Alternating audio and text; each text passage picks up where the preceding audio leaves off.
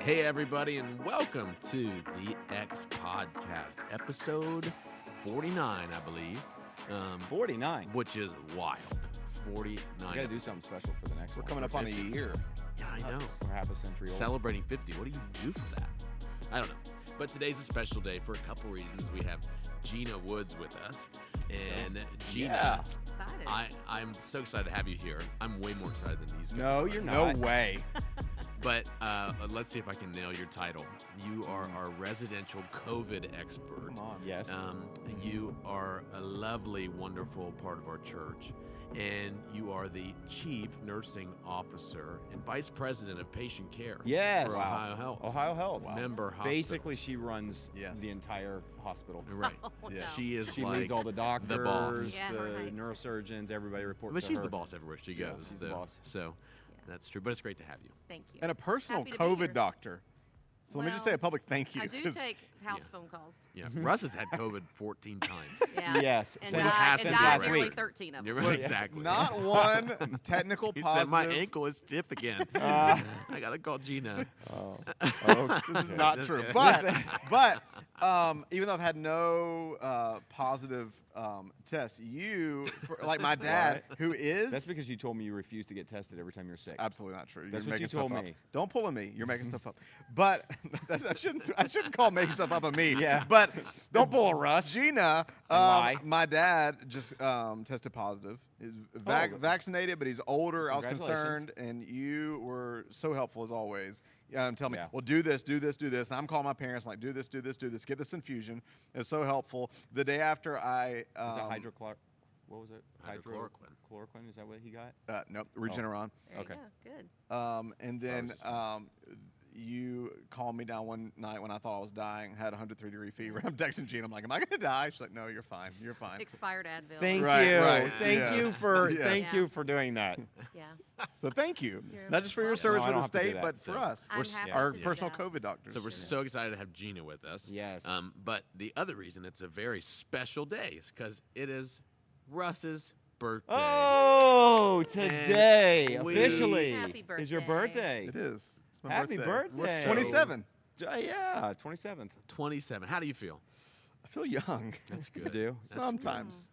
We've got something for you. How I many think, times have you done the coming out, 27th birthday? What'd you get me? I think many I times think did they you do missed the our 27th? cue. Oh. Here we go.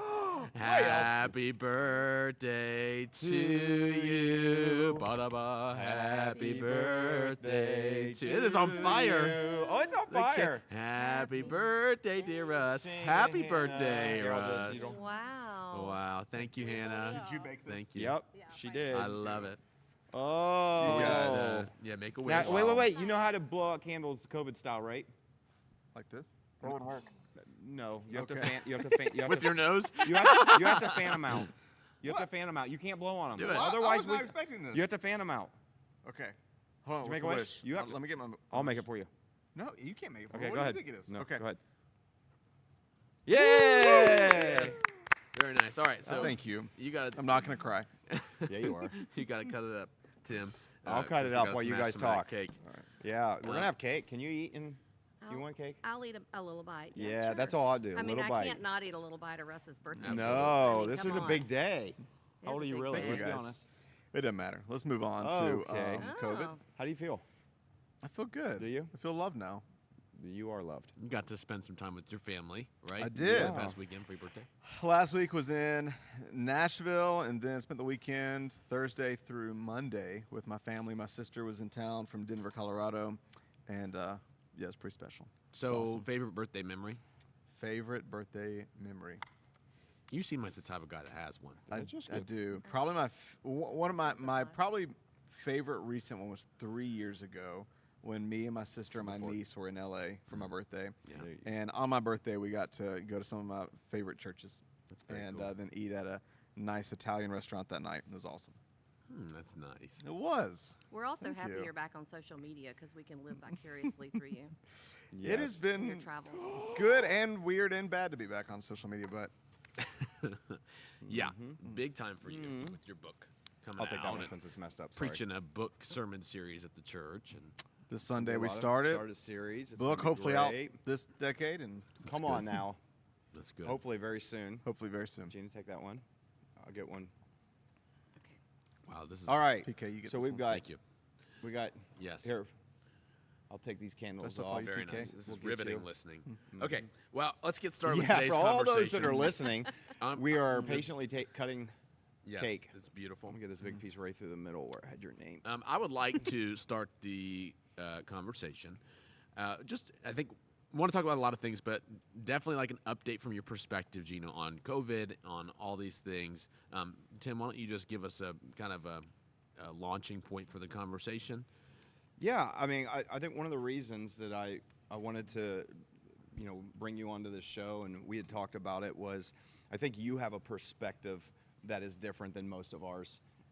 Working not just in the medical field. I mean, there's a lot of people who listen to us that work in the medical field. My wife works in the medical field, so we've had some type of view of what's going on. But I think your seat has been different too in this. In other words, because you are leading nurses for not just, maybe you can talk about what all you do. Maybe that'd be a great place to start. What all you do in your role. But I think it's given you kind of a different seat. And so I think it has been a real blessing for us in leadership at the church trying to navigate COVID, to be able to rely on you from just a medical perspective, an expert's perspective, and to make sure that we're doing the right things through this journey. Policy We've done that. perspective. Yeah, doing that. So we've always run things by you, and it's been really helpful. So I'd just love for you to maybe tell a little bit of what you do. Sure.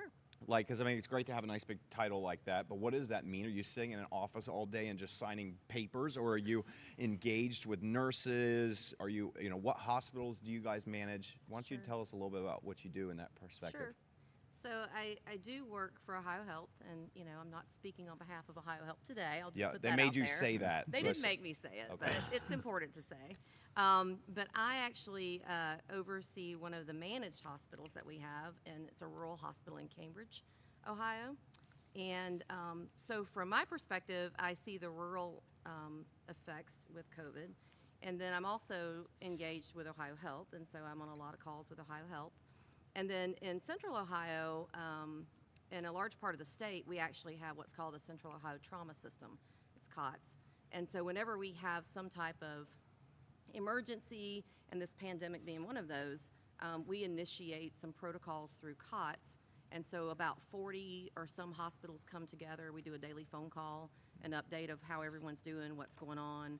We establish some policies within that group, and we roll a lot out. So I do have insight daily into the perspective from the majority of the state, aside from the Cincinnati and Cleveland area. So And there's quite a few Ohio Health hospitals here in Columbus, right? there Aren't are. So Grant, Riverside, Dublin, Doctors West? Doctors. Doctors. Up north is Marion, Mansfield, Grady.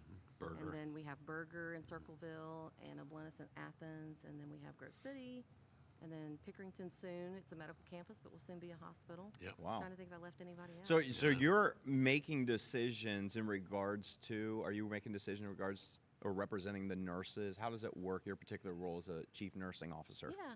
So within Ohio Health, because I'm at a managed hospital, we can benefit a lot from Ohio Health policy and groups that are putting policy in place there. And so I tap into that a lot. But we implement policies because a managed hospital has their own board. Mm-hmm. So the board in Cambridge oversees the hospital there. And so I essentially work for Ohio Health, but I work for that board as well. Right. And so with operations, I have a lot more than nursing that report to me, so pharmacy and all that. So we had to put a lot of policies, everybody had to put a lot of policies in place when COVID started. And so, I worked with some teams at Ohio Health, but then worked with a lot of great folks over in Cambridge to make that happen over there too. So, yeah. What about, what's it looking like right now? I know one of the things we've had conversations that I found just kind of fascinating, I'm thinking back to when COVID really first hit a year and a half ago. And I just remember there was so much talk about flattening the curve. Mm-hmm. There was so much talk about, the issue might not be if you get COVID, but it could be that there are no facilities. There's no, that the hospital system's so overwhelmed that it could affect you if you got in a car accident. It could affect all those things. And we had some conversations recently, and I was kind of amazed at the current status of our hospital systems right now, because of COVID and other things, and the fact that it's not being talked about at all. I hear nothing on the news. No one's really talking about it. And so what does it look like right now? What's the current status of the hospitals, emergency rooms, COVID units? What's it look like right now? Yeah, so right now it's looking like what we really worried about to begin with is that we were going to have overwhelmed systems, that the hospitals wouldn't be able to handle everything that's going on. And Would you consider this the third wave they predicted? I think this is the fourth. I think we're on the fourth wave now. Yeah. Fourth? And Yeah, because of the first one, the second one was summer. Which is Or what they fall? predicted. yeah, I think I honestly don't know that we're done after this one, but Yeah. we can all pray like we do about it. But yeah, I think with this wave, we definitely are seeing what we were concerned about in the beginning, and a lot of that has to do with the staffing shortage that we have now that was not present in the beginning. So when we started with COVID, we definitely had some opportunity for staffing. I mean, you always do in places, but not. I mean, in my career, I've been a nurse since 1989, and I've never seen a staffing shortage of not just nurses, but everyone. Wow. Everywhere. I mean, Starbucks was closed today, so. But I especially, noticed that yesterday. especially with the hospitals, we have just a huge staffing shortage, and so. And you contribute that to? Well, I think it's a few things. So one, I think there are, as we went through the first wave or two with COVID, there are nurses who really wanted to do more and serve in a different way, and they went into traveling. Not just nurses, but rad techs and respiratory therapists and all too. And so they decided to leave their current positions and go travel, and they would go to where the hot spots were. Because if you remember early on, there were hot spots, right? Yeah. Right now, the whole country is what we call red because of the number of cases, but nurses would go to the hot spots. And so some left to go travel. There were some that work in healthcare who just said, hey, I'm close to retiring. Yeah. I'm kind of done. I don't want to do this anymore. And then there were, I think, others who didn't have to work. They worked because they wanted to. They worked part-time. Yeah.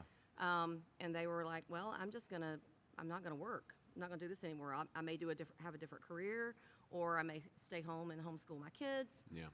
So I think it's in those three buckets is kind of where what I've heard from people who have left. Which is common the for field. every industry. It You is, know, and this is a after the time where first people are wave or moving. two, I mean, there was a prediction that like 20-some% of nurses would leave the field. So. Wow. Yeah. Do you feel like that's about to dramatically increase with all the mandates?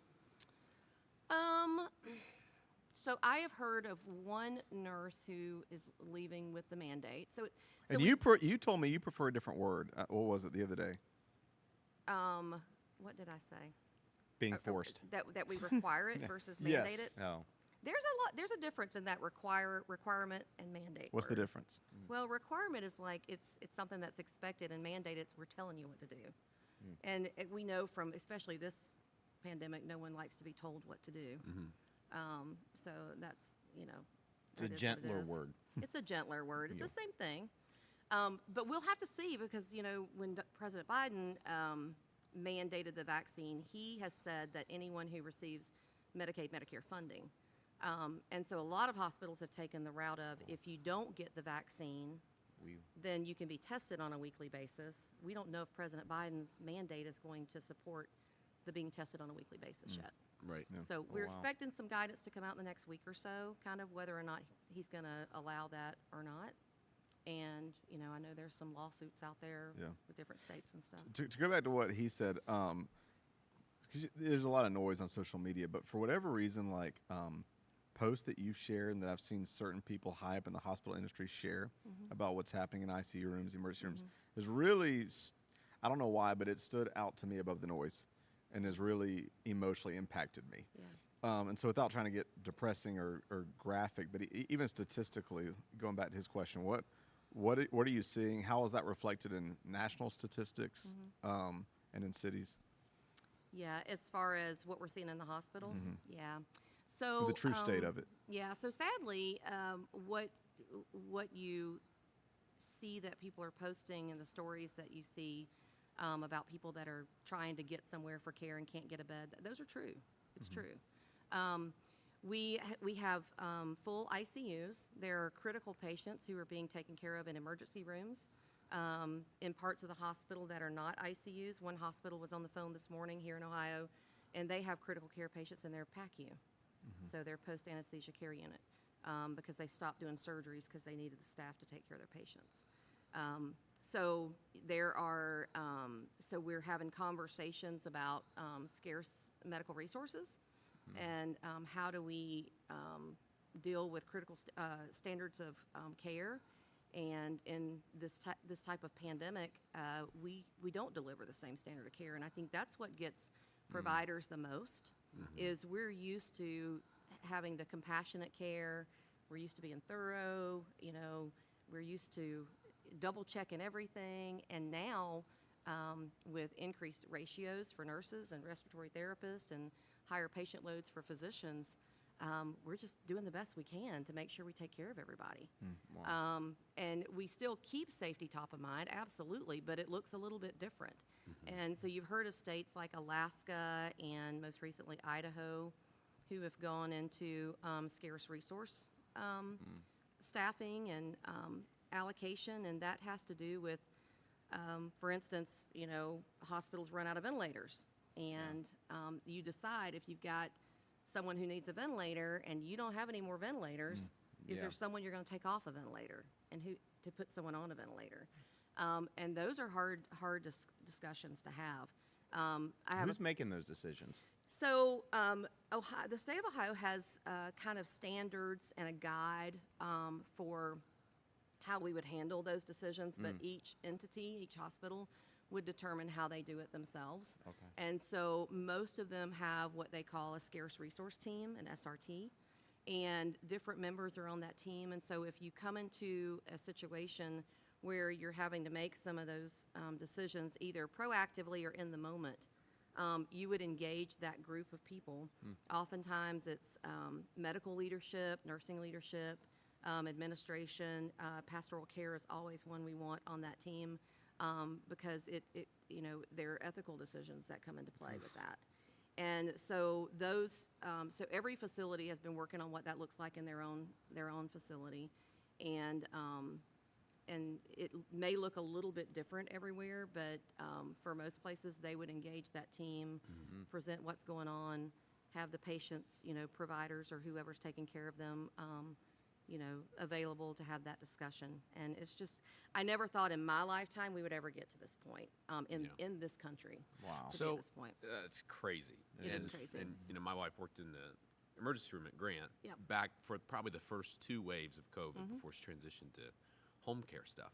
But, you know, it was almost the opposite end of the spectrum. Like we were, I wouldn't say we were over-prepared, but we were trying actively to get the PPE we needed and to block off the hospital spaces and floors and units that we needed, really trying to figure it out. And you know, Andrea, she'd work night shift and she'd come home early. They'd be like, we have too many nurses on right now. You need to go. People weren't coming to the hospital for things that they would usually come to the hospital, because that was the message, right? Right. Was, you know, if it's not. We shut down basically. Right. Yeah. Right. Let's hold everything off so we can have the space and resources we need to take care of this. And so, I want to give you the opportunity to talk about what, from the hospital perspective, we've learned about treating the virus. You know, because I think the hope now, from a way outside perspective, is we have better and more effective, more accessible treatment for COVID, a better understanding of the course of the virus, and the ability to keep more people out of the hospital due to testing and things like that. So maybe if you could outline what's, you know, you've already talked about the staff shortage, but what's changed from the plan of care perspective, from the hospital, from those first couple waves to, you know, a year and a half later. Sure. So we have learned a lot over the course of time. So early on in the pandemic, and I'm of course not a physician, so, you know, always talk to your physician if you have questions about what I say. Right. But we learned early on, you know, that putting someone on a ventilator early, not let them struggle, was the thing to do. And we learned now that's not really the thing to do. Oh, we really? try to keep them off as long as we possibly can. That is new from what I've heard. So that was a big shift that we learned. We hospitalize folks a little bit more. So hypoxia used to be like, the 90, 92 range. If they drop below that, now we're looking at about 94 because people they go downhill pretty quick if they're really sick. That's what Andrew would say. Yeah. And so we've learned that. We've got, in the hospital, Remdezzavir. Remdezzavir is more, it's a drug that you can get as an inpatient.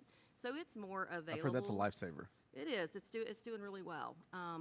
And so that's something that you get as an inpatient. And in other words, your doctor's not going to treat you with that if you're sick and you go see your no. regular We'll physician. Talk about those. That'd be the We'll infusion. talk They would about just- those, right. So Remdesivir is an inpatient treatment, and it's more readily available than it was. So, and then what is really a big shift that is helping, and this is something that we've really focused on trying to do, is the monoclonal antibodies. And so that's your Regenerons, Mrna, so it's easier just to say BAM. Wow. It's- Wow, what was yeah. that? It's a country right beside Babylon. Babylon. Bam limited bab. So it's easier just to say BAM, but Okay, would you teach me that later? So bam. BAM. So What BAM, are they? What are So these? they're You said- monoclonal antibodies. Okay. And so their infusions, That's what I thought. and the Regeneron actually can be a sub-Q injection, but they're infusions that we Subcutaneous do. for anybody that doesn't know what that means. Oh, that was very Under the good. skin, by the way. Yes. Go ahead. Yeah. I was just helping. Under the dermis. Under the dermis. Yeah, under the dermis. Under the dermis. Okay. And so those are really good for folks as an outpatient. So someone can't be hypoxic, they can't kind of meet that criteria to be in the hospital, and so those have made a huge difference. So we kind of track when we give those monoclonal antibodies and how many people actually get admitted afterwards, and so it's a low percentage. So that's been really good.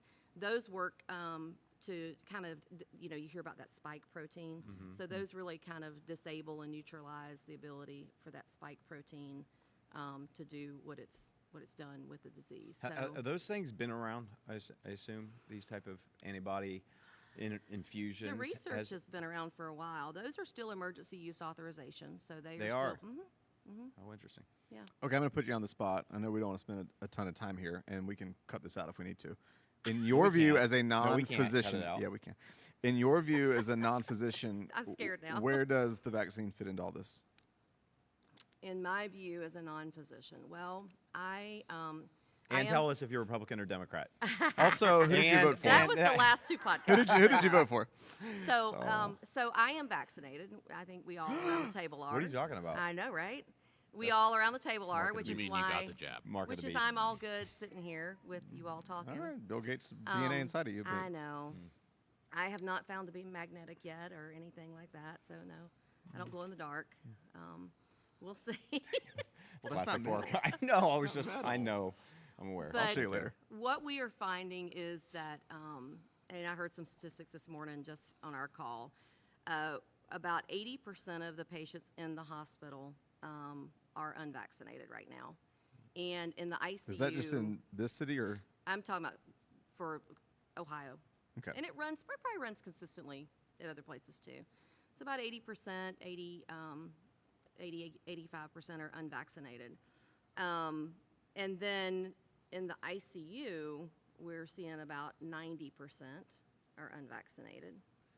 And then, of course, on ventilators, that even goes up. So, And you told me, because of course I was asking these questions because my dad's in his 70s, and so I was asking you a ton of questions, and you said that of the 9 or 10% that are vaccinated, they're in ICU, they all have some form of advanced cancer or health issue. yeah, Is I mean, that true? there's some that you know that you may not know of something definitive that might be something that hadn't been diagnosed yet, but a lot of them have underlying conditions. So really bad COPD. We also know that outside of COVID, if you put someone with COPD on a ventilator, you can have a hard time getting them off a ventilator. right. So you don't know how much of that is their underlying COPD. But immunocompromised patients who've had cancer, who are taking medications that that make them more susceptible.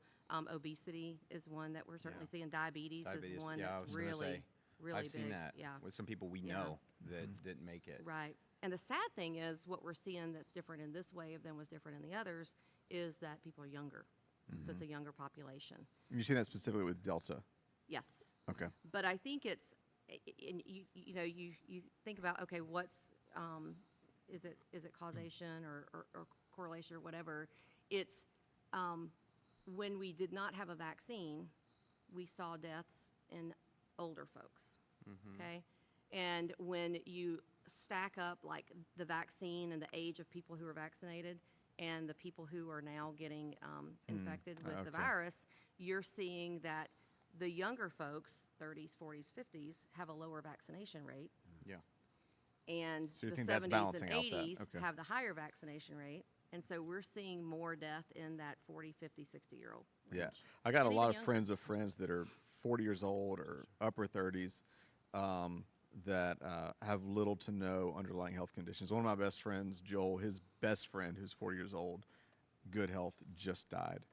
Are you seeing, are you seeing, I know that's more the exception, but how much of that are you seeing just anecdotally of people that you're like, oh, I thought they should statistically be okay, even without vaccine or whatever, but Yeah, we're seeing some cases of it, and I don't know if when you're younger. So, like if I were to ask you, which I won't, I will, but you don't have to answer.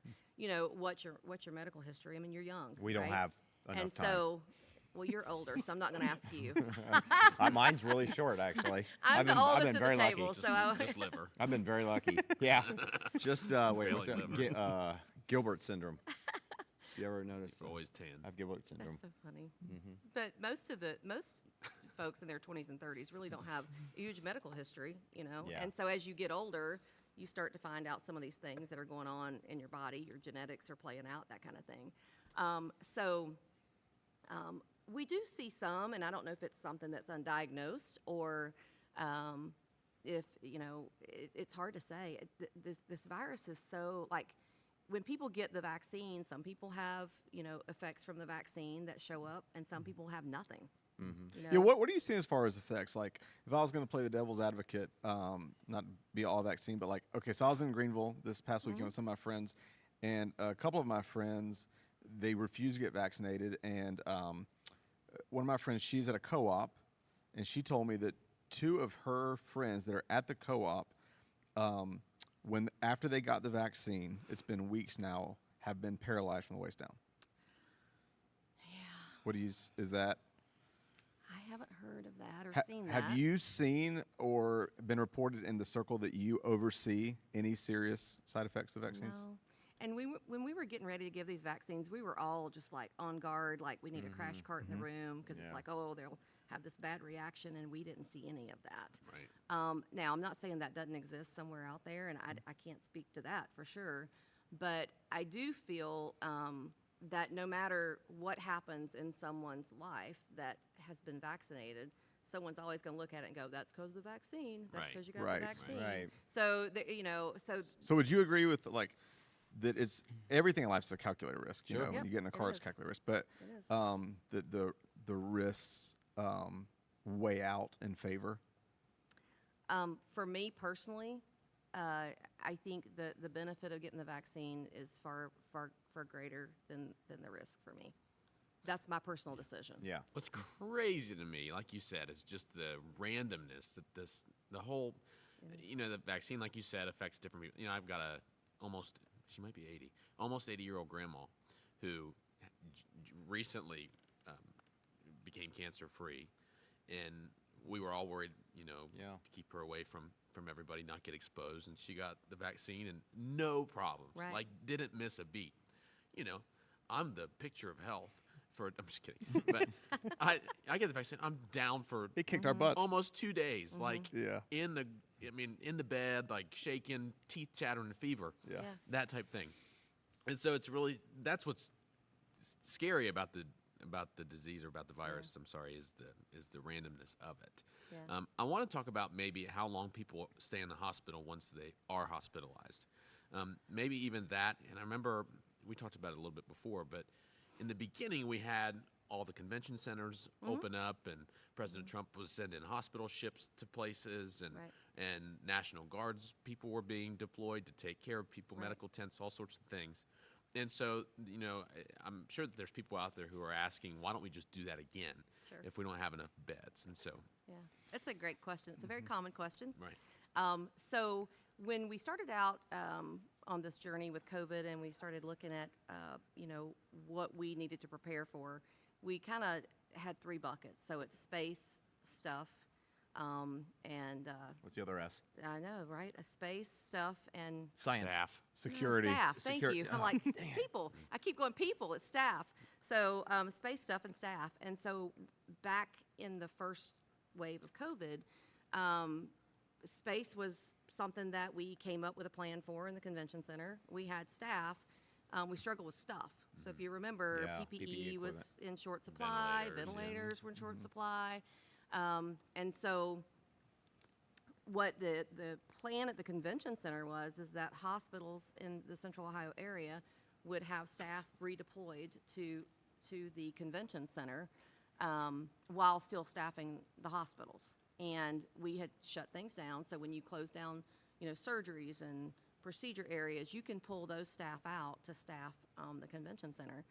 And so now what we're finding is we have space and we have stuff. We just don't have staff. And so it's either way. If we What were would to, you say it's down? What percentage would you say it's down right now? Gosh. Your staffing. Oh. If last March we were saying that's 100%, what would you say now? I would say we probably have a 20% decrease in staff right now. The original fear was that we wouldn't have enough staff because they'd get infected with COVID. Well, that's happening too. Yeah. And So it's a staffing crisis on top of staff are going out with COVID. Kids right now, the COVID rate with kids is so high. Yeah. In one county, I saw some data in July. They had like 65 cases in kids, and then in August they had like 180 cases, and then in September they've had 657 Well, cases in kids. school's back in session. And it's school. Yeah. And these kids take it home to their parents and to their grandparents. So, but back to that question is with the Guard as well. You're pulling people out of your hospitals that you're struggling to staff anyway. Right. So that's just really not an option anymore. The safer place to keep people would be in the hospital. And so we are looking at how we maximize staff. We redeploy folks in different positions and try to open more beds. And so that's kind of what we're focusing on now. And then we are getting into some areas where we are running out of stuff. So, certain sizes of N95s we're having struggle get. Ventilators are one. One of the kind of past the ICU level going into, you've heard of people talk about ECMO. So ECMO is kind of like giving the lungs a rest, and it's like lungs outside the body and the blood gets circulated through ECMO to oxygenate. It's kind of one of those, I don't want to say a last-ditch effort, but it is kind of along those lines. And there are people who qualify for ECMO. Well, all the ECMO circuits are full. So if you have someone who needs it, so that's, so the facilities that offer that service are having to make some decisions about when do we take someone off to put someone on. Yeah. Wow. And so that scarcity of resources just really comes into play. And so I think that's the important thing for the community to realize. And I shared this, I did a couple of sessions with 2 different county groups, elected officials and all last week. And I told them, I said, it doesn't matter if you get the vaccine or you don't, if you're pro-vaccine or anti-vaccine at this point. It doesn't matter if you are a believer that COVID is real or you don't believe it's real. It doesn't matter if you vote red or you vote blue. Right. Your health care, everyone's health care is being affected right now. Yeah. Let me put you on the spot again then. Oh. You do not have to I do answer wanna, questions I that want he to has. finish the one question, though, of how long is the average hospital stay? Oh, yes, Yeah, so yeah. that you did ask that. So we keep folks like in isolation for 10 days post a positive test or when their symptoms started. We count those folks differently. So we have people that are out of isolation. So they're there weeks. Wow. They can be weeks. There are some that are really sick and don't do well, and we lose them within a week. But we are keeping them longer. And then if it's someone that needs to go to like a long-term care facility, they're really hesitant to take someone back who is still contagious because They want to bring it back into a facility. they don't want to bring them back into their facility. no. So sometimes we have to struggle with that in the hospital. Someone's ready to go, but there's just nowhere for them to go. Yeah.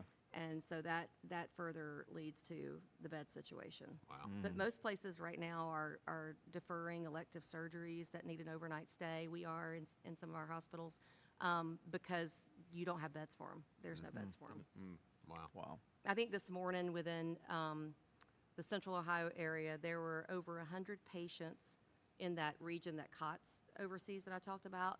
So just under Cleveland, up above Cincinnati, to the east, southeast, and and a little bit to the southwest, that they are 100 patients waiting to get into a Columbus facility, so a Mount Carmel, OSU, or Ohio Health. They're waiting to get into what kind of facility? Into one of the hospitals here They're for waiting a to get higher into the level hospital. of care. 100 patients. For a higher level. So they're out in rural areas. Yep. They're maybe in other facilities where they need maybe heartbreaking. better care. I want to say better, but it's stuff They that need a only higher level of higher care. level care that those hospitals or facilities don't provide. Right. And they're basically almost on a waiting. waiting list. Which They are. 100 people waiting, which It is in good it shape is a waiting list. when it comes to like the amount of hospitals we have. Yeah, we have a Yeah. good number of Right. hospitals. Yeah. I mean, that's a scary thought. Yeah. I mean, your future is waiting on a wait Yeah. list. How does it is it different in rural areas? Are they having more trouble than the more urban areas? As far as getting a patient into a bed, Sure. I think we're all having the same problem. I mean, Or are when you saying even COVID in general? when you- Staffing. Oh yeah, they're all having the same problem. The staffing is an issue. So, a reason a lot of folks have gone to work as a traveler is because now those rates have doubled Yeah. Right. and sometimes tripled. Right. And so a lot of hospitals are hiring travelers. They're offering a lot of money. A lot of money. My It's daughter, very lucrative my daughter, right now. My daughter works.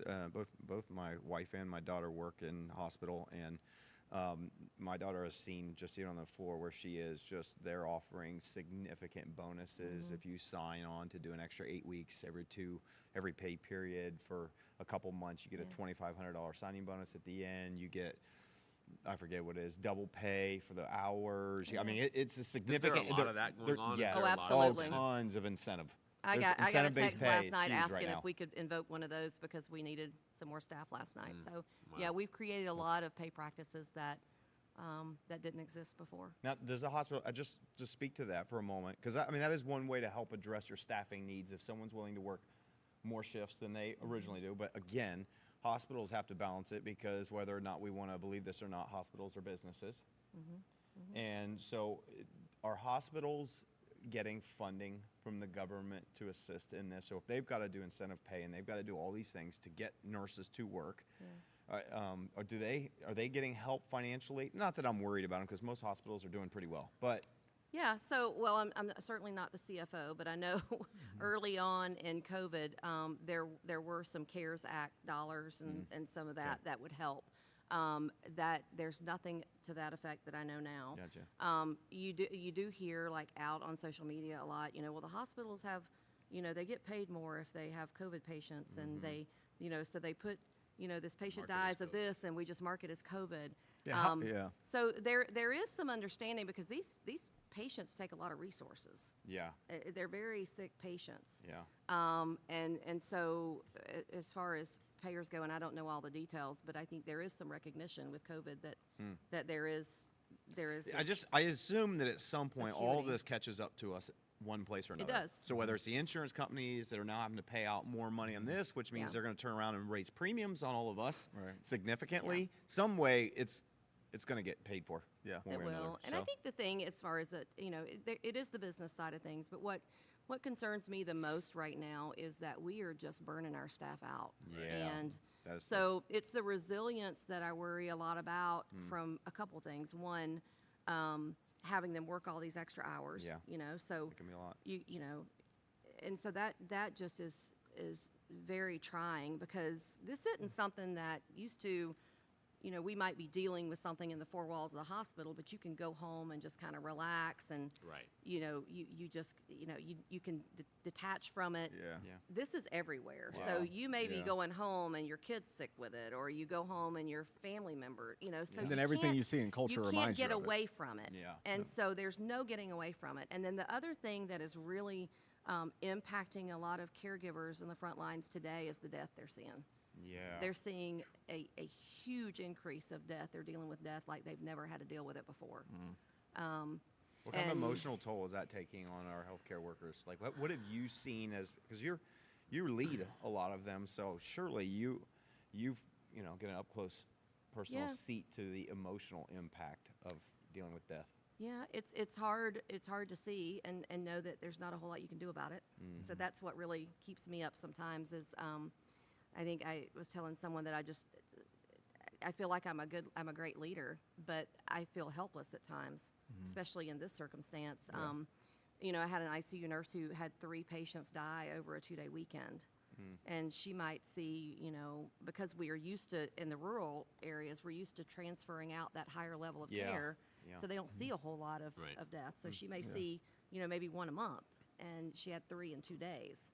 And she just had tears streaming down her face. And I asked her, I said, what can we do? What can I do to help? Because the nurses, they're struggling. I'll speak to nurses right now. They're struggling somewhat with the death, just COVID, because it just seems to never end. Yeah. But there are some who also are looking at, this could be preventable. Yeah. And They're so with in their anger. mindset, if this person had gotten vaccinated, they might not be where they are. It's got to be so hard for nurses to go home and live one reality in an ICU floor. Yeah. And and hear somebody else talk about Oh. Yeah. with just being uninformed or repeating a talking point. Yeah. And it's gross how political the whole thing has gotten. Yeah, Well, I see people post that, again, this whole year and a half have not posted as far as about vaccines, but like what you guys are speaking to, I think it's the emotional place it's coming to take root at down home is having them. I mean, my buddy that I mentioned earlier, his best friend was 40 years old and died. I mean, he spent his last week begging people through social media, hey, I wish I wouldn't have put this off, Right. The guy that, as he was dying, yes. Yeah. wow. Sorry, you were going to say. No, I think that's the hard part too, is that is seeing the comments. So I have to sometimes just stop myself from looking at comments. So when we put data out about how many people are in the hospital and they're dying and vaccinated, unvaccinated, and then just to read through the comments, and I'm thinking to myself, these people have died, and these staff members, and early on in COVID, I mean, everybody healthcare heroes, right? Yep. We're healthcare heroes, and then because you think about how we got to where we are from where we started, right? And then we were all waiting on a vaccine, and everybody was excited about a vaccine. There's so much vaccine excitement. Everybody's excited about a vaccine, and then the vaccine comes out, and shortly after that, then it's this whole division over the vaccine, and then it's like, well, people treat each other poorly whether you decide to get it or not, which is awful. Yeah. And then when you read these comments on social media, and even like when the governor, like him or not, he's our governor, and we're called to pray for our leaders. And when you see these comments that scroll through, it's just disgusting what's on social media, honestly. Yeah, and people that spend their lives trying to save folks and take care of these people, sacrificing their own health sometimes and their family, and when they read that, it just kills them, tears them up. Let me ask you on that politically. Last week I watched a fascinating interview with 2 names that people either love or hate. Trevor Noah is back from his hiatus, The Daily Show, and he had on Dr. Fauci, everyone's beloved saint or Satan. And it was fascinating. But one of the things they said that's kind of like, well, duh, it's obvious, is this is a public health care crisis, not a political crisis. It is. And yet, obviously, we all know, just like everything else the last 18 months, it's been politicized. And maybe it was you that threw out the and I've seen in articles that stat where it's really sad how divided the nation is. You can almost tell what people are voting on if you're in an area with a Whole Foods or a Cracker Barrel.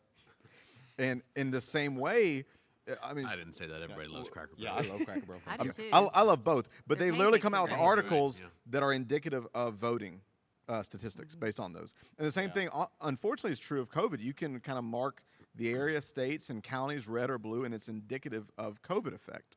Yeah. And, you know, if we were to stereotype both sides, you could generalize that the left on their extreme is in a spirit of fear, and the right on their extreme could be in a spirit of denial. But what would you say? You know, we've talked a little bit politically the last couple of weeks, and you know, I mentioned a little bit. I mentioned that I feel an extreme, keen sense of political homelessness. I have some pretty strong convictions on different issues, but political party-wise, I feel pretty Switzerland. And you said I could mention this before we're on air, but Switzerland's liberal. Dang Just it. kidding. my analogy backfired. but you know, we talk and joke off air that, you know, you tend to be more right than I am, politically right. And one of the things Right in more than one way. Yeah. Right, not as in direction, but actually being Right. correct. Yes. Yeah, That's no. what you said. I'm going to rise You above. said she is I'm going to more rise correct. above this rhetoric. We've but recorded it. a It's little bit good. more in the political right than I am. And one of the things I've asked you to help me decipher through is this reality that on the right there seems to be way more. The right seems to be way more permeated with anti-vaxxers, conspiracy theories, and you agreed even though you're on the right. And so I'm curious from your seat. Help us wade through maybe two things. Politically, why that is, and then two, as a leader, how do you navigate? Because one of the tough things to navigate in leadership is, you know, whether it's in a church or a hospital, whatever it is, you got people on every side of the aisle, and you can't lead well without respecting and acknowledging where people are at and how they're approaching. I mean, all of this is new to all of us. Yeah. So how do you, I'm curious your thought on that. Why? Because both parties have different weaknesses and strengths. But why is that it seems to be a lot of that on one side? And then how do you navigate that as a leader? I'm going to add something to your question. Y'all are killing me. I'm going to start writing this down. Right. Because I would see Who'd it. you vote for? I thought the political And then stuff was also, the last 2 I weeks, know, not I said- today. But well, okay. I would see it as, because I'm actually shocked at how non-political the hesitation towards the vaccine is. It's like there's sects of the right and different sects of the left too who are equally as hesitant to engage in You feel vaccinations. equally? Absolutely. Well, I don't. You even you're on the right and you agreed with me. There's Traditional- way more anti-vaxxers. traditionally, though, I think they're louder. Anti-vax was a far left thing as well. I mean, you think about hippies. I'm not saying and there's just people- I'm just none, saying people that but tend in to the fall age we're living in, Yeah. Not that. would you not say there's way more of that on the right? But also minority groups, though. Minority groups are hugely hesitant to get vaccinated, which traditionally, Sure. in recent elections, would vote more left. Yeah. Well, let me. I'm gonna answer your question with a question. I always Okay. love it when someone does that to me. Jesus Trying to does be that. like Don't be like Jesus. Jesus. I am. I'm all spiritual. You taught me that. So, do you think that if Trump had won re-election, it would be so politicized today?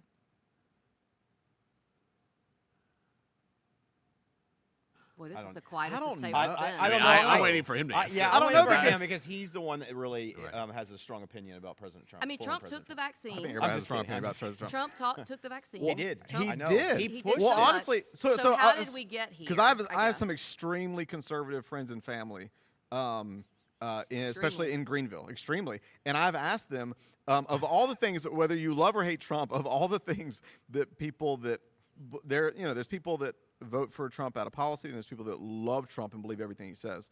But a lot of the people I know that love Trump and literally think he's a hero, I'm talking about Trump flags on the houses, will not get vaccine.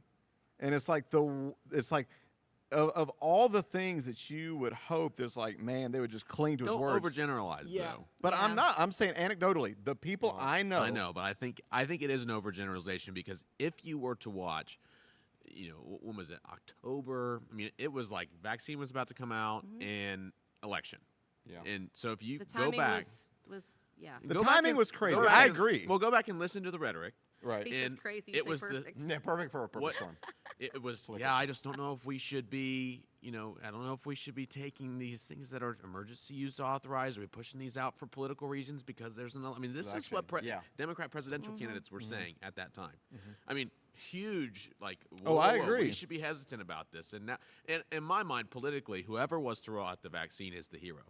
Had the opportunity to come out and be the savior of the pandemic, which is unfortunate that was taken advantage of for political reasons. But no, I agree. There's no argument with me that there's hypocrisy on both sides on all of this. But I still contend that there is way more conspiracy theory and anti-vaccination on the right, which you affirmed, and I'm curious what you. I mean, I think I again don't want to overgeneralize it either, but I do think, and it may be because I have family that or I need to be careful since they might hear this, but move on. But leave the family comment out. But I do think there is, and why? I don't. I mean, I have a theory. I don't know it's as much connected to former President Trump. I don't think it has as anything it to do with is. Trump. I think it has to do with, we talked about this, that there is more so on the right side a distrust of government. yeah. Okay, it's so the I think patriotism. that there's a distrust of government that you talked about. You Yeah. mentioned it on previous one. Why is it that there's a distrust of government on this side, and then this side seems to be a distrust of the police or whatever, And so I think you're seeing that play out. But why is the vaccine that is being dispersed in almost every country, in every government, with all types of different things, that is really more by the world's leading epidemiologists, why is that associated with government? Other than the fact the government's trying to push it. But is it in Stop any trying to other make country sense. than ours? So I what? mean, is it being politicized in other countries, or is it just ours? What I have heard statistically is there is America by far has the largest anti-vaxxer movement of any first world country. It does, yeah. So did you hear during the Olympics when there was only 25% of Japanese adults that had been vaccinated? I did hear that. I did hear that. I remember you telling me that. So- They're just too It healthy. was in Japan. But how in the world? I mean, Yeah. I think that actually internationally there might be more hesitancy towards these quick vaccines than.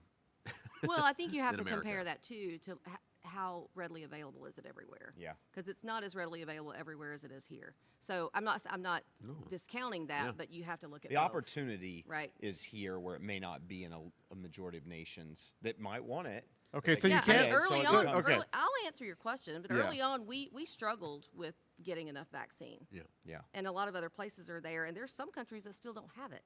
Yeah. Right. So they're still working to get it. So why do I think that is? I would agree with Pastor Tim. I do think there's some distrust of the government. I think there's, it's that strong held belief that these are my rights. So we get into that whole, this is my right, and I have a choice, and you can't tell me what to do. That's where I go back to the word mandate versus require, or strongly encourage. So I think it has something to do with that. But I mean, I have family that I had an aunt pass away, and family that would not get vaccinated, and kids brought it home, and she passed away, and they don't feel any different today, I don't think, than they did then. So, and for me, I look at the science. So, the mRNA vaccine, the science behind that has been researched for decades. It's not something we dreamt up overnight. So the COVID, They hadn't been using it they until haven't been this, using it. other than Right. in labs and Yeah. animals. Yeah. They've been working on this technology. Right. And do so you- everyone thinks it was so quick, but a lot of this background research had been done. Also, do you feel like there is a because this was expedited because of the urgency of the crisis? Do you feel like that when we use terms like this was expedited, it denotes a false connotation of shortcuts? Because everything I've seen in research is it went through not only all the clinical trials of previous vaccines, but even more so. So do you think, because understandably if something's brand new and it's rushed out, there's hesitancy, but do you think there's maybe not been as clear communication on expedition has not meant corner cutting? Is that a fair statement? Yeah, I think that's a fair statement. I think too, there's just a lack of understanding of what the whole approval process and what that is anyway. And people read non-authoritative or articles or Facebook posts that really are people that don't really know either. So I think when you listen to an epidemiologist or an immunologist talk about what's the process for a medication or a vaccine to go through, and you understand that, when you hear the word expedited, it takes on a different meaning than Right. we just really rushed it through. Yeah. Because it is quite a process, and this one went through quite a process too. And I think the way we need to think differently is, maybe prior to COVID and this vaccine, maybe we were taking too long. I don't know. Well, I heard that part of the process that was cut short was, I think most of the trials ran through the same exact progression of whether it was being given to some animals, then it was given to a human population, and which they did in the appropriate number of doses and things like that. Where I think, we didn't see that normally it would take maybe 2 years or more before things come out, is you don't see what happens. What they do is they follow all of those people in those cases so that they're going to see what are the effects of this longer term, what is the effects after 6 months, a year, longer than that. And obviously that process was cut short because, well, people are dying. So, you see the effectiveness of it and you're going to go, hey, this works. We're taking the risk, because we know the alternative is potentially death. Right. And so I think that is some of the process that was cut short on the back end before things usually get into mass circulation. Is it true that I thought I read this, so this could be completely wrong. Is it true that historically with vaccines, any long-term effects will usually show up within the first 6 weeks, or is that wrong?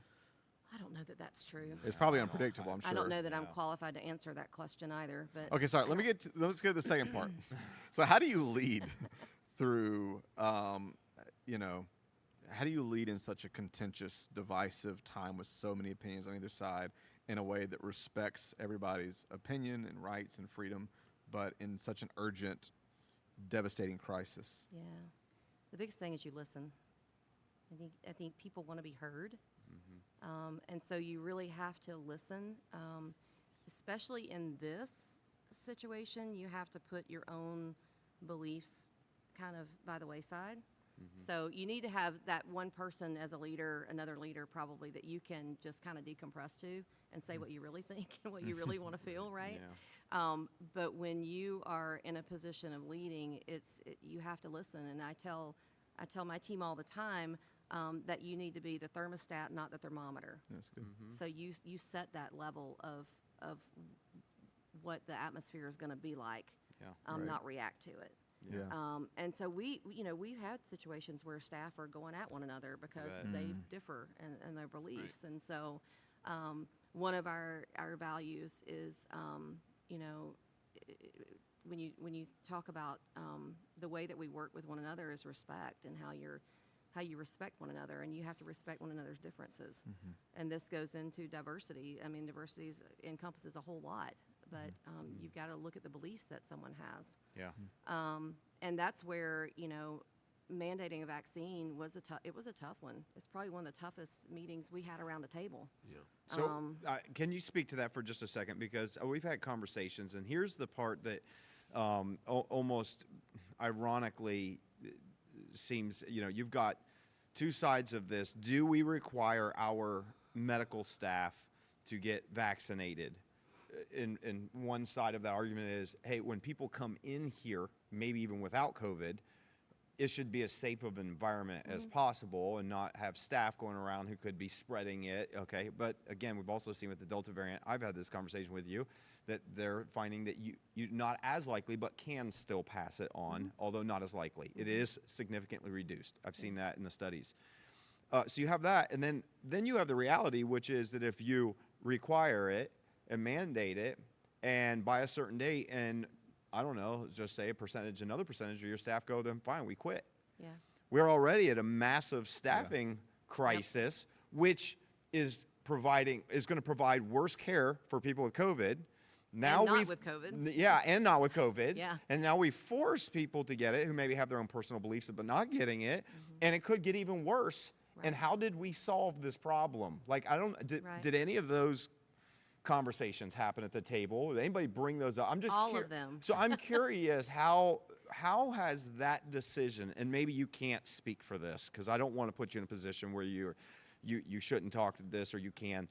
How has that decision flowed down in that you have witnessed? Maybe you haven't made this decision, but in hospital settings where they, you know what, we're requiring it as of this date. You have to. How is that decision being made with all these factors?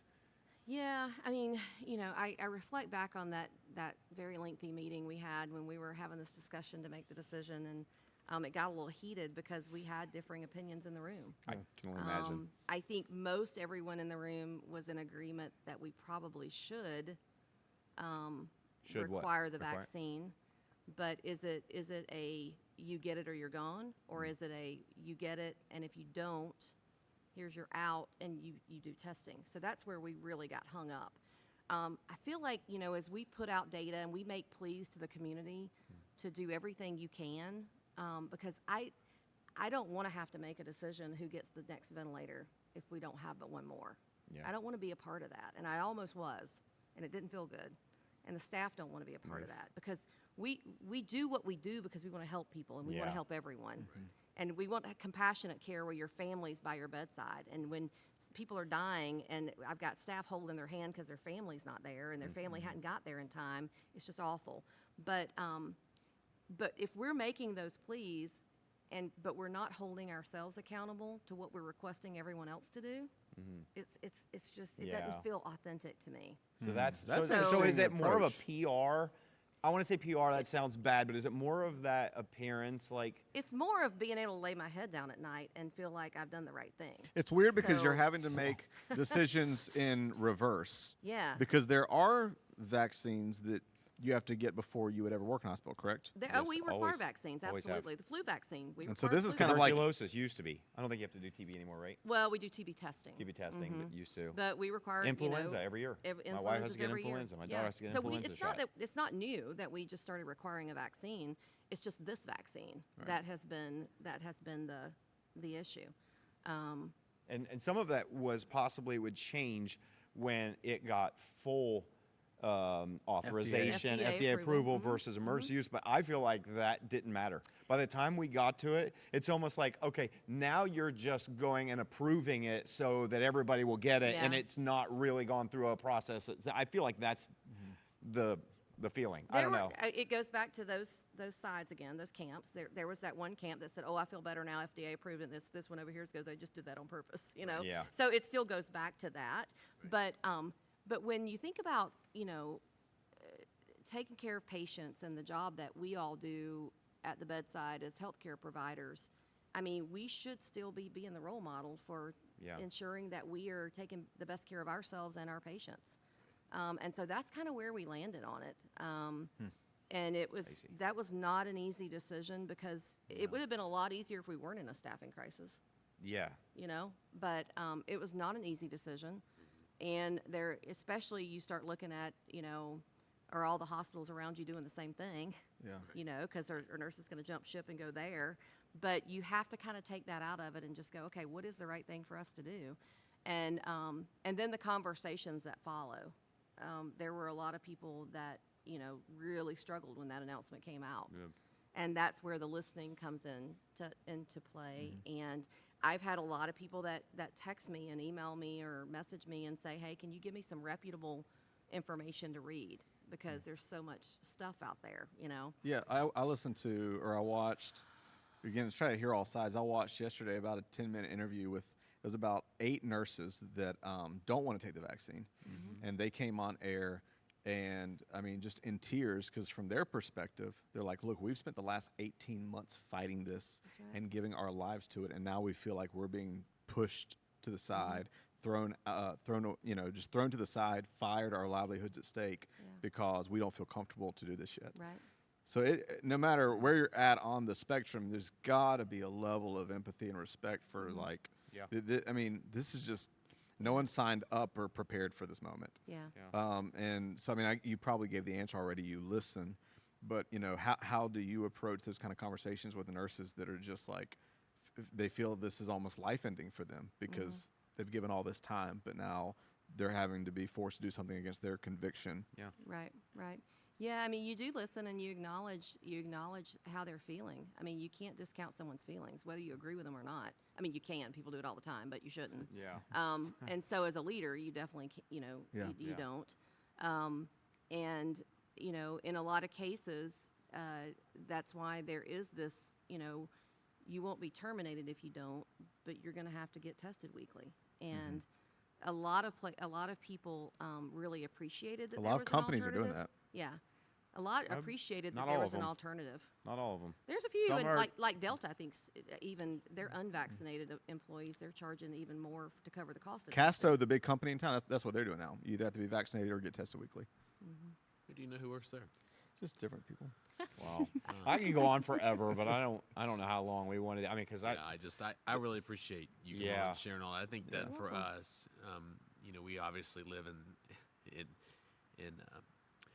I would say that, we hear more of what people are saying about what you're experiencing. Yeah. And so to get your perspective, I think, we just want to, I think, first of all, just quick shout out. And we just are so appreciative of everybody on the front lines Yeah. who, regardless of how they have to feel about a vaccine or a virus or exposure or working long hours. I mean, and this is all over the place. This is firefighters who go and they're still doing the calls that they were doing before there was a deadly virus going around. There's police officers that were doing this and going through a whole anti-police sentiment.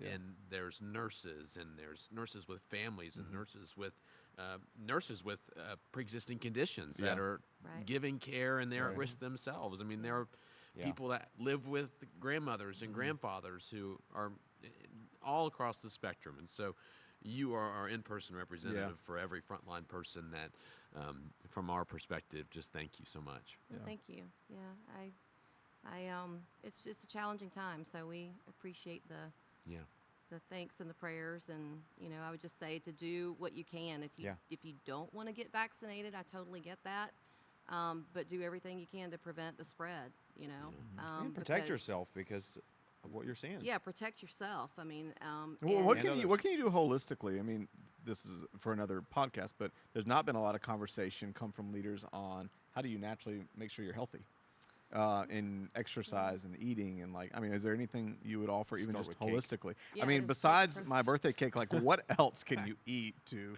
Yeah, right. protect yourself? I have heard vitamin D and zinc. I don't know that that's medically founded. I don't know. But certainly the more healthy you are, the better your outcome's going to be, most likely with this. The odds are I heard more in your favor. deworming pills that they Oh, sell my in word. feed places for horses and other things actually really will help you know, from do you getting know? the Joe Rogan would disagree with your assessment. Okay, Man, for those who listen. are now looking Nope. up locations, that was Nope, joke. nope. That was sarcasm. It Do was. not, Yes, please don't do that. do not take anything unless prescribed Joe from Rogan your would not appreciate that physician. assessment. Remind What? me to tell Joe you an Rogan would not off-the-air story about that, though. Oh, we get the Yeah, juicy stuff off the air. Juicy stuff after the. Thank you Oh, so much, Man, well, everybody. thank you so much. Thank you. Thank you, Gina, and Happy birthday. Happy Russ. birthday. Russ. I call him Russell. And come back for episode 50. 50. Woo! We're gonna celebrate. Can we have cake century. again? I don't know. We'll do something. Okay. We'll do something. Maybe a salad. Yeah, But we thank you need so to. much wherever you're listening, watching from, for being a part of our podcast family. We just, as always, hope this conversation is an opportunity for you to elevate the way you're thinking, elevate the way you're talking, and to give you a different perspective. And we always love to challenge each other up here. That's why we're up here. We don't always agree on everything, but we are definitely not afraid to engage in the conversation, to offer, like Gina said, a compassionate ear and to listen and to just think on a higher level. So we're just so glad you're with us. Share this with somebody that you think it'd be helpful for.